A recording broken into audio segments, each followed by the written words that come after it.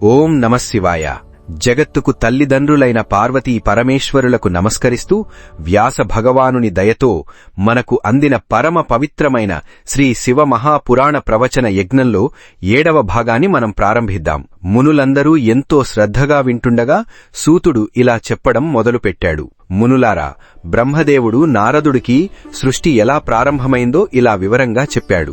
ఆ నారాయణుడు అలా నీటిపైన యోగనిద్రలో ఉండగానే ఆ శంకరుని సంకల్పం వల్ల ఆ విష్ణువు బొడ్డు నుండి ఎన్నో కాడలతో అంతులేని విశాలమైన ఒక మహాపద్మం బయటకు వచ్చింది.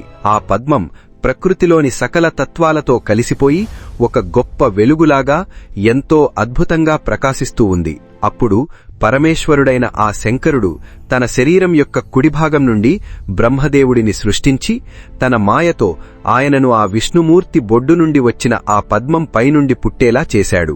4 ముఖాలతో ఎర్రటి శరీరంతో నుదుటిమీద 3 అడ్డగీతల విభూతితో పుట్టిన ఆ బ్రహ్మదేవుడు శివుని మాయలో పడిపోయి తాను ఎలా పుట్టానో ఎక్కడి నుండి వచ్చానో తెలియక ఎంతో గందరగోళంలో పడిపోయి ఇలా ఆలోచించడం మొదలుపెట్టాడు. అసలు నేనెవరు? నేనెక్కడి నుండి వచ్చాను? నేను ఎవరి కుమారుడిని? ఇక్కడ నేను చెయ్యాల్సిన పనేమిటి? ఈ పద్మం అసలు ఎక్కడి నుండి వచ్చింది? ఈ పద్మం కాడలు ఉన్న చోట నన్ను పుట్టించినవాడు ఖచ్చితంగా ఉండి తీరుతాడు అని ఆ పితామహుడు అనుకొని ఆ పద్మం ఆకుల మధ్య 100 సంవత్సరాల పాటు వెతికాడు. ఆ పద్మం ఎక్కడి నుండి మొదలైందో తెలుసుకోలేక ఆ కాడల మధ్య ఇంకో 100 సంవత్సరాల పాటు వెతికాడు. ఇంతలో తపస్సు చెయ్యి అని ఆకాశం నుండి ఒక అశరీరవాణి వినిపించగానే బ్రహ్మ వెంటనే తపస్సు చేయడం మొదలుపెట్టాడు. అలా తపస్సు చేయగానే ఆయనకు యోగనిద్రలో ఉన్న నారాయణుడు కనిపించాడు. ఆ నారాయణుడు తన చేతితో బ్రహ్మదేవుడిని తట్టిలేపి నీవెవరు అని అడిగి ఆయనే ఇలా చెప్పాడు.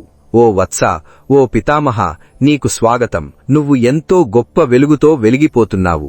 నువ్వు ఏమాత్రం భయపడకు. నీ కోరికలన్నింటినీ నేను తీరుస్తాను. ఈ సృష్టికి మొదటివాడిని నేనే. నా బొడ్డు నుండి ఈ పద్మం పుట్టింది. ఆ కారణంగానే నాకు కమలనాభుడు అని పేరు వచ్చింది. ఆ కమలం నుండి నువ్వు పుట్టావు కాబట్టే నీకు కమలోద్భవుడు అని పేరు. గొప్ప వెలుగు స్వరూపమైన ఆ పరమాత్మను నేనే పరబ్రహ్మను. ఆ అచ్యుతుడిని నేనే. ఒక్క మాటలో చెప్పాలంటే ఈ సృష్టిని సృష్టించింది నేనే అని విష్ణువు బ్రహ్మతో అన్నాడు. ఆ విధంగా స్వాగతం పలికిన నారాయణుని మాటలు విన్న బ్రహ్మదేవుడికి విపరీతమైన కోపం వచ్చి అహంకారంతో ఇలా అన్నాడు. నేనే స్వయంభువును. ఈ సృష్టిలో నేనే మొదటివాడిని మరియు పుట్టుక లేనివాడిని. నేనే స్వరాడ్ని. నేనే పరమేష్ఠిని అని వేదాలు నన్ను ఎన్నో పేర్లతో పిలుస్తున్నాయి అంటూ విష్ణువుతో గొడవకు దిగాడు.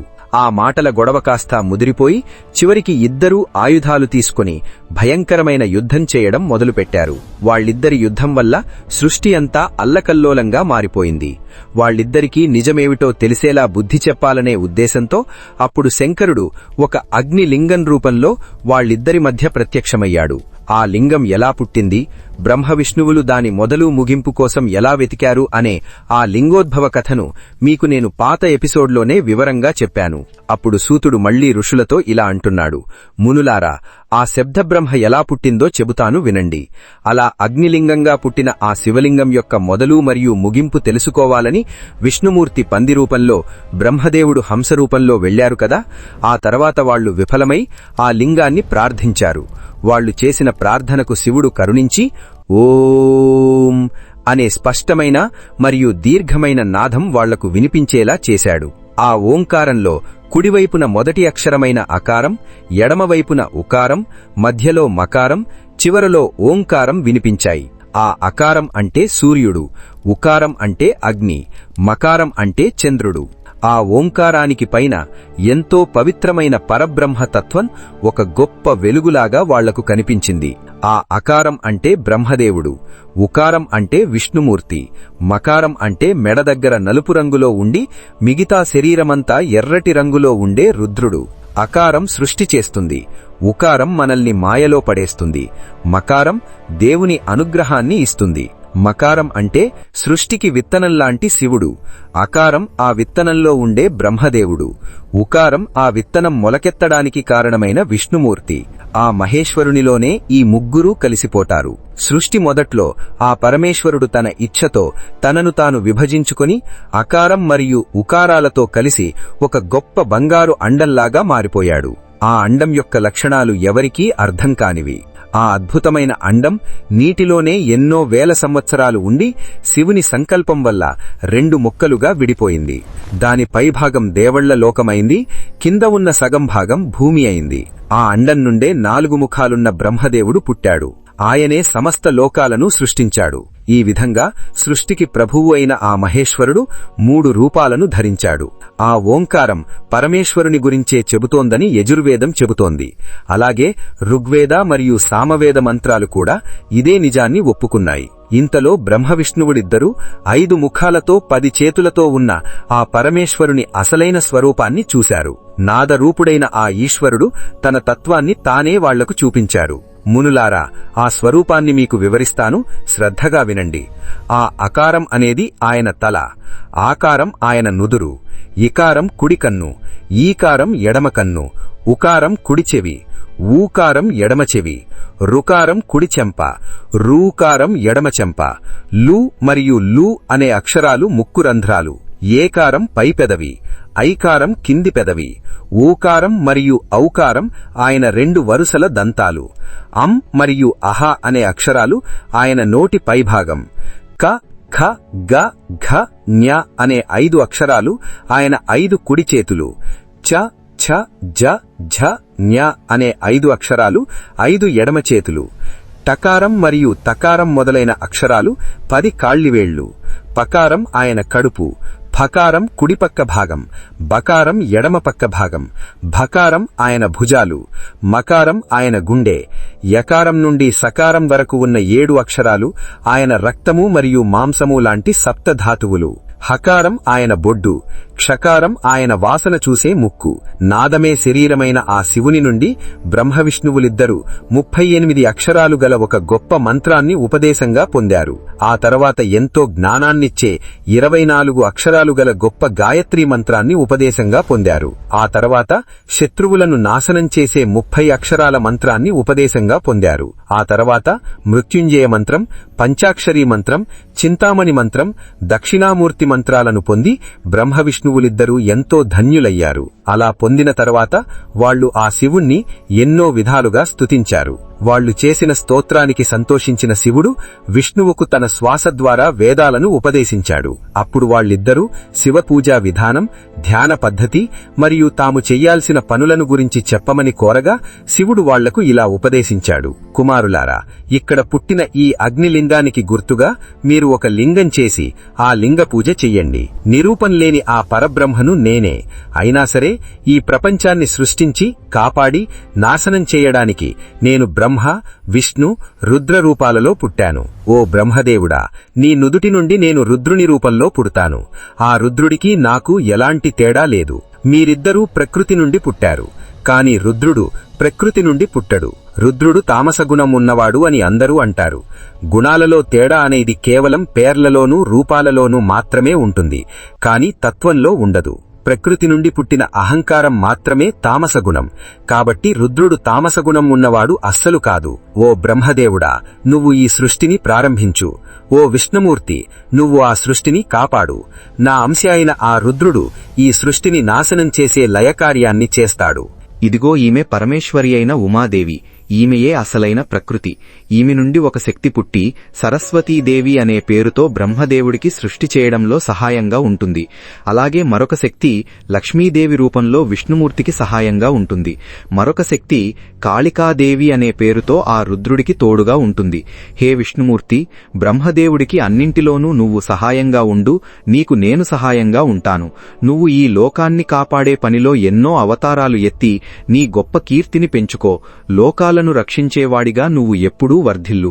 విష్ణుమూర్తి, నీకు నాకు ఎలాంటి భేదం లేదు. మనిద్దర్నీ వేర్వేరుగా చూసేవాళ్లకి ఖచ్చితంగా నరకం వస్తుంది.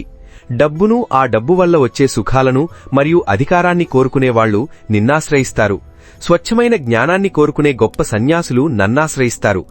దేవునిలాంటి రూపాన్ని పొందే ముక్తి నీ చేతుల్లో ఉంది. ఎప్పటికీ మళ్లీ పుట్టే జన్మ లేకుండా ఈ దుఃఖాల నుండి శాశ్వతంగా విముక్తిని పొంది ఆ పరబ్రహ్మలో కలిసిపోయే గొప్ప ముక్తి నా చేతుల్లో ఉంది. మనిద్దరి మధ్య ఉన్న తేడా కేవలం ఇంతే. ఇప్పుడు త్రిమూర్తుల ఆయుష్ గురించి చెబుతాను వినండి. మనుషుల కాలలెక్క ప్రకారం 1000 మహాయుగాలు గడిస్తే ఆ బ్రహ్మదేవుడికి కేవలం ఒక పగలవుతుంది. అంతే సమయం అతనికి ఒక రాత్రి అవుతుంది. ఈ రెండూ కలిస్తే అతనికి ఒక రోజవుతుంది. అలాంటి 30 రోజులు ఒక నెల, 12 నెలలు ఒక సంవత్సరం. అలాంటి 100 సంవత్సరాలు ఆ బ్రహ్మదేవుని ఆయుష్.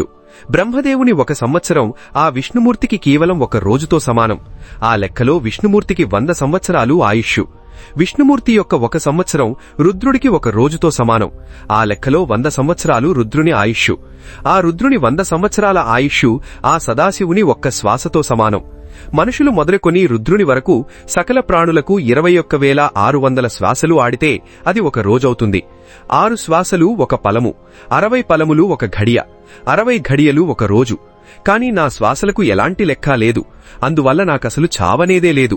కాబట్టి నా ఆజ్ఞ ప్రకారం మీరిద్దరూ మీ గుణాలను బట్టి మీరు చెయ్యాల్సిన పనులను ప్రారంభించండి అని శివుడు వాళ్లకు ఉపదేశించి అక్కడి నుండి మాయమైపోయాడు.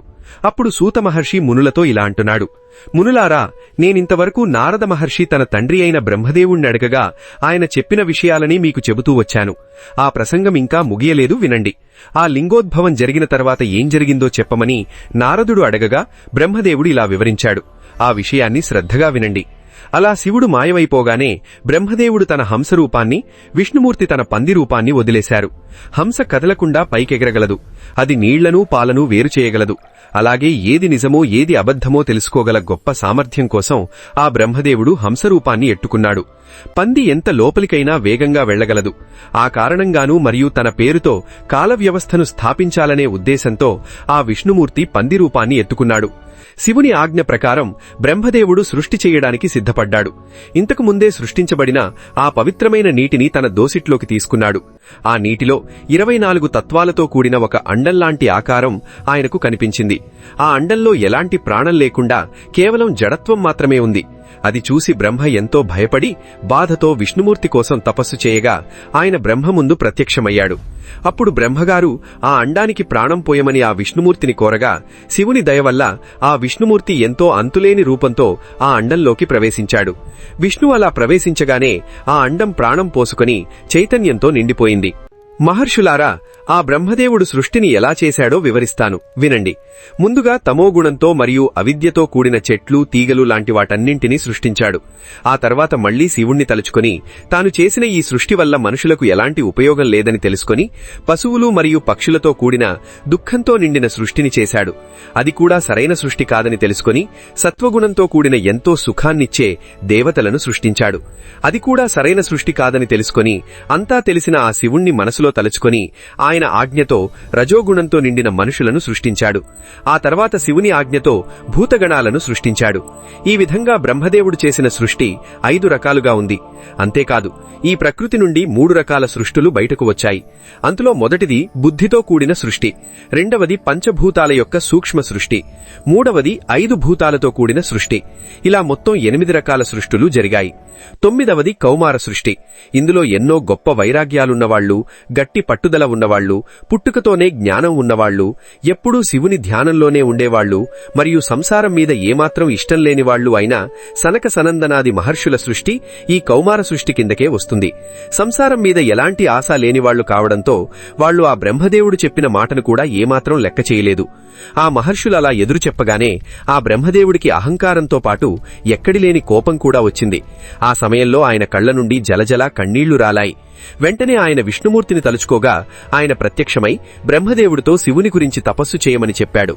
ఆ బ్రహ్మదేవుడు అలా తపస్సు చేస్తుండగా ఆయన కనుబొమ్మల మధ్య నుండి పరమేశ్వరుడు పూర్తి అంశతో సగం శివుడిగా సగం పార్వతిగా అర్ధనారీశ్వర రూపంలో బ్రహ్మ ముందు ప్రత్యక్షమయ్యాడు.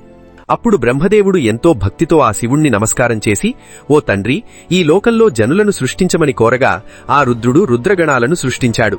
అప్పుడు బ్రహ్మదేవుడు మళ్లీ ఆ శివుణ్ణితో చావు పుట్టుకల భయం ఉన్న జనులను సృష్టించమని కోరగా అప్పుడు మహాదేవుడు ఇలా అన్నాడు: ఓ బ్రహ్మదేవుడా, చావు పుట్టుకల భయంతో ఏడ్చేవాళ్లను, ఎలాంటి అందంలేని వాళ్లను, కర్మల వలలో చిక్కుకున్న వాళ్లను, దుఃఖంలో మునిగిపోయే మనుషులను నేనస్సలు సృష్టించను. నేను వాళ్లందరికీ గురువు స్థానంలో ఉండి వాళ్లకు గొప్ప జ్ఞానాన్నిచ్చి వాళ్లను కాపాడుతాను. అటువంటి మనుషులను నువ్వే సృష్టించు. దానివల్ల నీకీ మాయల బంధం ఏమీ అంటదు అని చెప్పి ఆ శివుడు అక్కడి నుండి మాయమైపోయాడు. మహర్షులారా, ఆ పితామహుడైన బ్రహ్మదేవుడు చేసిన సృష్టి గురించి మీకింకా వివరంగా చెబుతాను వినండి అని సూతుడు ఇలా చెప్పడం మొదలుపెట్టాడు. ఆ బ్రహ్మదేవుడు శబ్దం, స్పర్శ, రూపం, రసం మరియు గంధం లాంటి వాటితో భూమి, నీరు, అగ్ని, గాలి, ఆకాశం లాంటి 5 భూతాలను సృష్టించాడు. ఒక క్షణం మొదలుకొని యుగం వరకు కాలాన్ని లెక్కించే పద్ధతిని సృష్టించాడు. కదిలేవి, కదలనివి మరియు చావు పుట్టుకలు ఉన్న ప్రాణులను సృష్టించాడు. ఆ తర్వాత ఎంతోమంది ఋషులను సృష్టించాడు. బ్రహ్మదేవుడు తన కళ్ల నుండి మరీచిని, గుండె నుండి భృగుమహర్షిని, తల నుండి అంగిరసుని, ఊపిరి నుండి పులహుణ్ణి, ఉదానం నుండి పులస్త్యసుణ్ణి, సమానం నుండి వశిష్ఠుణ్ణి, అపానం నుండి క్రతువును, చెవుల నుండి అత్రిని, ప్రాణం నుండి దక్షుణ్ణి, తొడ నుండి నారదుణ్ణి, నీడ నుండి కర్దమ మహర్షిని మరియు తన సంకల్పం నుండి సమస్త సాధనాలకు మూలమైన ధర్మాన్ని ఆ బ్రహ్మదేవుడు సృష్టించాడు. మహర్షులారా, బ్రహ్మదేవుని సంకల్పం నుండి పుట్టిన ఆ ధర్మం మనిషి రూపాన్ని పొందింది. ఆ తర్వాత బ్రహ్మదేవుని శరీరం నుండి లెక్కలేనంతమంది దేవతలు, రాక్షసులు పుట్టారు. ఆ తర్వాత ఆ శంకరుని ఆజ్ఞతో బ్రహ్మ తన శరీరాన్ని 2గా చేసుకుని 2 రూపాలను పొందాడు. అందులో సగం భాగం స్త్రీ, సగం భాగం పురుషుడు. వీరిద్దరి మధ్య ఎలాంటి భేదం లేదు. ఆ పురుషుడు ఆ స్త్రీలో ఒక గొప్ప జంటను సృష్టించాడు. ఆ జంటలోని పురుషుడే స్వయంభువ మనువు మరియు స్త్రీ పేరు శతరూప. ఆమె ఒక యోగిని మరియు గొప్ప తపస్విని. ఎంతో అపురూపమైన అందగత్తె అయిన ఆ శతరూపను ఆ మనువు పద్ధతి ప్రకారం పెళ్లి చేసుకుని స్త్రీ సంపర్కంతో సృష్టిని ముందుకు సాగించాడు. ఆ జంటకు ప్రియవ్రతుడు మరియు ఉత్తానపాదుడు అనే 2 కొడుకులు, ఆకూతి, దేవహూతి మరియు ప్రసూతి అనే 3 కూతుళ్లు పుట్టారు. ఆ ఆకూతిని రుచి అనే అతనికి, దేవహూతిని కర్దమ మహర్షికి మరియు ప్రసూతిని దక్షుడికి ఇచ్చి పెళ్లి చేశారు. వాళ్లలో ఆ ప్రసూతి యొక్క సంతానమే ఈ భూమండలమంతా వ్యాపించింది. ఆ కర్దమ మహర్షికి దేవహూతి వల్ల చాలా మంది కొడుకులు పుట్టారు. ఇక దక్షుడికి ఏకంగా 24 మంది కూతుర్లు పుట్టారు. వాళ్లలో శ్రద్ధ, లక్ష్మి, ధృతి, తుష్టి, పుష్టి, మేధ, క్రియ, వసువు, బుద్ధి, లజ్జ, శాంతి, సిద్ధి మరియు కీర్తి అనే పేరుగల 13 మంది కూతుర్లను ఆ ధర్ముణ్ణికి ఇచ్చి దక్షుడు పెళ్లి చేశాడు. వాళ్లకన్నా చిన్నవాళ్లైన ఖ్యాతిని భృగు మహర్షికి, సతీదేవిని శివునికి, సంభూతిని మరీచికి, ప్రీతిని పులస్త్యసునికి, క్షమను పులహునికి, సన్నతిని క్రతువుకి, అనూరూపను అత్రికి, ఊర్జను వశిష్ఠునికి, స్వాహాదేవిని అగ్నిదేవునికి మరియు స్వహాదేవిని పితృదేవతలకు ఇచ్చి పెళ్లి చేశారు. వీళ్లందరి సంతానంతోనే ఈ భూలోకమంతా నిండిపోయింది. మహర్షులారా, ఈ విధంగా ఆ పార్వతిపతి అయిన శివుని ఆజ్ఞ ప్రకారం, ప్రాణులు చేసుకున్న కర్మల ప్రకారం అనంతమైన జీవులు ఈ సృష్టిలో పుట్టారు. మరొక కల్పంలో దక్షుడికి 60 మంది ఆడపిల్లలు పుట్టారని చెప్పారు.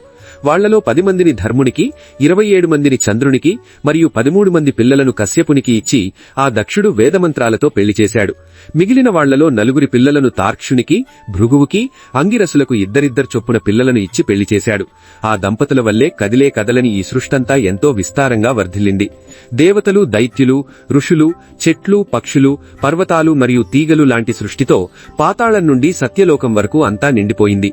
పూర్వం శంభుని కోసం తపస్సు చేయడానికి పుట్టిన సతీదేవిని ఆ రుద్రుడు ఎప్పుడూ తన త్రిశూలం చివరన ఉంచుకుని రక్షించాడు. ఆ తర్వాత లోక కళ్యాణం కోసం భక్తులను రక్షించడానికి ఆమె ఆ దక్షుడికి కూతురుగా పుట్టి తన లీలలను ఎన్నో చూపించింది.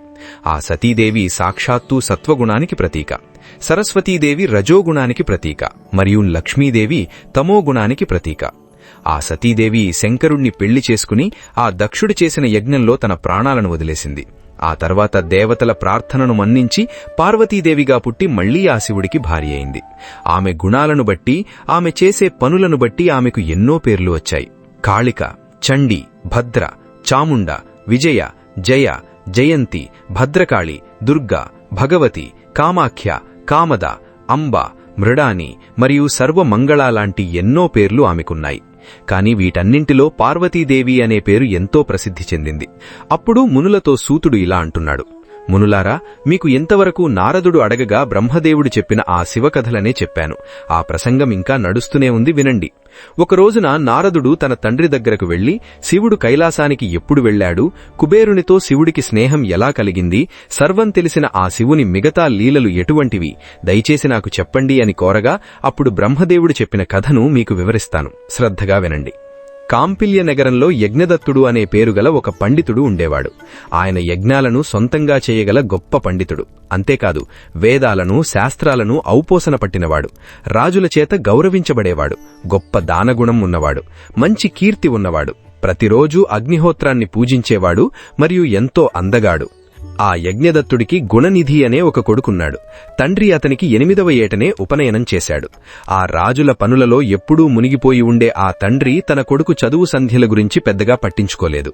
దీని ఫలితంగా చెడ్డవాళ్లతో స్నేహం చేసి ఆ గుణనిధి పూర్తిగా జూదానికి బానిసైపోయాడు. తన తల్లికి మాయమాటలు చెప్పి ఆమె దగ్గర నుండి డబ్బుల్లాగి వాటితో జూదమాడేవాడు. ఆ జూదం పిచ్చిలో పడిపోయి చెడ్డవాళ్లతో తిరిగి ప్రతిరోజూ చేసే స్నాన సంధ్యావందనాలు లాంటి పనులను పూర్తిగా వదిలేశాడు. అంతమాత్రమే కాదు, నీచమైన స్నేహాల వల్ల ఎంతో చెడ్డవాడిగా మారిపోయి వేదాలను, దేవుళ్లను, పండితులను ఎప్పుడూ తిడుతూ ఉండేవాడు. శాస్త్రాలలో చెప్పిన మంచి పనులను పూర్తిగా వదిలేసి ఎప్పుడూ పాటలు వింటూ ఆడవాళ్ల మోజులో పడిపోయి వ్యభిచారిగా మారిపోయాడు.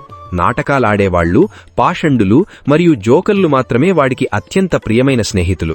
తండ్రి ఎప్పుడూ ఆ రాచకార్యాలలోనూ మరియు ఇంటి పనులలోనూ మునిగిపోయి ఉండి ఎప్పుడైనా తీరిక దొరికినప్పుడు తన భార్యతో, ఓసి ఇంటిదానా, నీ కొడుకు ఎక్కడా, ఇంట్లో అసలు కనిపించడం లేదు అని అడిగిన ప్రతిసారీ వాడిప్పటివరకు పాఠాలు చదువుకుని ఇప్పుడే వాళ్ల స్నేహితులొస్తే వాళ్లతో కలిసి బయటికి వెళ్లాడు అని అబద్ధం చెప్పి కొడుకు మీదున్న ప్రేమతో ఆ గుణనిధి చేస్తున్న తప్పులన్నింటినీ కప్పిపుడిచేది. ఇంట్లో మాత్రం తండ్రి లేనప్పుడు కొడుకును బుజ్జగిస్తూ ఎన్నో మంచి మాటలు చెప్పేది. ఆ గుణనిధికి 16 సంవత్సరాలు వయసు వచ్చేసరికి తండ్రి వాడికి గడ్డం తీయించి పద్ధతి ప్రకారం పెళ్లి చేశాడు. అలా పెళ్లైన తర్వాత కూడా ఆ గుణనిధి ప్రవర్తనలో ఏమాత్రం మార్పు రాలేదు. ఒకరోజున తల్లి ఆ గుణనిధిని తన పక్కన కూర్చోబెట్టుకుని ఎంతో ప్రేమతో, మెత్తటి మాటలతో నయంగా, భయంగా వాడికిలా బుద్ధి చెప్పింది. కుమారా, నీ తండ్రికి కోపం వస్తే తట్టుకోలేం. ఈ చెడ్డ పనులన్నీ ఇక్కడితో ఆపేయ్. నువ్వు చేస్తున్న ఈ చెడ్డ పనులన్నీ గనక ఆయనకు తెలిస్తే నిన్ను నన్ను కూడా ఇంట్లో నుండి గెంటేస్తాడు. ఏదో ఇప్పటివరకు ఆయనకు తెలియకుండా నేను దాచిపెడుతూ వచ్చాను. వత్స, నీ తండ్రి డబ్బు వల్ల కాదు, ఆయన చేసే మంచి పనుల వల్ల, ఆచారాల వల్లే సమాజంలో ఇంత గొప్ప పేరు తెచ్చుకున్నాడు. పండితుడికి మంచి చదువు, మంచి వాళ్లతో స్నేహం, ఈ రెండింటినీ మించిన ఆస్తి మరొకటి లేదు. పండితుడికి అసలైన ఆస్తి చదువే. నీకీ చదువు మీద, పూజల మీద ఆసక్తి కలగపోవడానికి కారణమేమిటి? నీ పూర్వీకులు, నీ తాత ముత్తాతలు అందరూ ఎంతో గొప్ప పండితులు మరియు యజ్ఞాలు చేసిన గొప్పవాళ్లు. ఈ లోకంలో మన కుటుంబానికి ఉన్న మంచి పేరు ప్రతిష్టలను ఇలా నాశనం చేయకు. ఆ చెడ్డవాళ్ల స్నేహాన్ని వదిలేయి. మంచివాళ్లతో తిరగడం అలవాటు చేసుకో. మంచి చదువుల మీద మనసు పెట్టు. మన ఆచార వ్యవహారాలను పాటించు. ఆ తండ్రికి తగ్గ కొడుకనిపించుకో. నీకు 19 సంవత్సరాలు వచ్చాయి. నీ భార్యను చూడు. 16 సంవత్సరాల ఎంతో అందమైన యువతి మరియు ఎంతో ఉత్తమురాలు. నీ మామగారు, నీ మేరమామలు అందరూ ఎంతో మంచి గుణాలున్నవాళ్లు. ఆ నీ తండ్రిగారి శిష్యులను చూడు. వాళ్లు ఎంత వినయంగా, పద్ధతిగా ఉంటారో. నువ్వు చేసే ఈ దరిద్రపు పనులు గనక రాజుగారికి తెలిస్తే మీ నాన్నగారి పదవిని పీకేస్తారు. అంతేకాదు జైల్లో పెట్టి శిక్షిస్తారు కూడా. అప్పుడు మనకు పూట గడవడం కూడా కష్టమవుతుంది అని ఆ తల్లి ఎంతో బాధతో చెప్పింది. ఆ తల్లి ఎన్ని విధాలుగా చెప్పినా ఆ గుణనిధి తన ప్రవర్తనను ఏమాత్రం మార్చుకోలేదు. ఇంట్లో ఉన్న వస్తువులన్నింటినీ ఒక్కొక్కటిగా దొంగిలించి ఆ జూదమాడేవాళ్లకి ఇస్తూ ఉండేవాడు. ఒకరోజున ఆ యజ్ఞదత్తుడు వీధిలో వెడుతుండగా ఒక జూదమాడేవాడి వేలికి ఉన్న తన వజ్రపు ఉంగరాన్ని గుర్తుపట్టి వాణ్ణి పట్టుకుని గట్టిగా నిలదీసి అడిగేసరికి వాడిలా బదులిచ్చాడు. ఓ పండిత స్వామి, ఈ ఉంగరాన్ని నేనేమీ దొంగతనం చేయలేదు. నీ కొడుకు దీనిని నాతో ఆడిన జూదంలో పోగొట్టుకున్నాడు. ఇదొక్కటే కాదు, మీ ఇంట్లో ఉన్న పట్టుచీరలు, నగలు, ఇంకా ఎన్నో వస్తువులు నా దగ్గరే ఉన్నాయి. నిజం చెప్పాలంటే ఈ నగరంలో మీ కొడుకుతో సమానమైన జూదగాడు మరొకడు లేడు. అలాగే ఈ నగరంలో నీతో సమానమైన గొప్ప పండితుడు మరొకడు లేడు. అసలు మీ కొడుకు చేస్తున్న ఈ పనులు నీకిప్పటివరకు తెలియలేనదే అంటే అదే నాకు ఎంతో ఆశ్చర్యంగా ఉంది అని ఆ జూదరి అన్నాడు. తన కొడుకు చేస్తున్న తప్పుడు పనుల గురించి మొదటిసారిగా ఒక జూదరి నోటి వెంట విన్న ఆ దీక్షితుడు సిగ్గుతో తన తలను, భుజాలను వంచుకుని కండువాతో తన తలను కప్పుకుని గబగబా అడుగులు వేసుకుంటూ తన ఇంటికి చేరుకుని భార్యను పిలిచి ఇలా అన్నాడు. ఓసి సోమిదేవమ్మ, ఇలారా. గుణనిధి అయిన నీ కొడుకెక్కడున్నాడు? సరే, ఆ భ్రష్టుడితో నాకేం పనిలేదు గాని ఆ రాజుగారు నాకు బహుమతిగా ఇచ్చిన రత్నాల ఉంగరాన్ని నేను తలంటు స్నానం చేసేటప్పుడు నువ్వు చిరునవ్వులు చిందిస్తూ, ఏది ఆ ఉంగరాన్నిలా ఇవ్వండి, నేను భద్రంగా దాస్తాను అని తీసుకున్నావు కదా, గుర్తుందా? ఏది ఆ ఉంగరం ఇప్పుడెక్కడుందో వెంటనే తీసుకునిరా అని కోపంగా అడిగాడు. ఆ మాటలు విన్న సోమిదేవమ్మ గుండెల్లో రైళ్లు పరిగెత్తాయి. అయినా సరే పైకి భయపడనట్లు నటిస్తూ ఇలా అంది. బయట సూర్యుడు మాడు పగిల్లా వెర్రివాడిలా నిప్పులు కక్కుతున్నాడు. మధ్యాహ్నం 12 గంటలయింది. నీకు స్నానానికి అన్నీ సిద్ధం చేశాను. ముందు స్నానం చేసి దేవుడికి దండం పెట్టుకుని భోజనం చేయండి. ఆ ఉంగరాన్ని నేనెక్కడో భద్రంగా దాచాను. నెమ్మదిగా వెతుకుతాను. ఇప్పుడు దానికోసం ఎంత తొందరేమిటి? ఎక్కడో ఒక చోట అది ఉండే ఉంటుంది కదా అని అంది.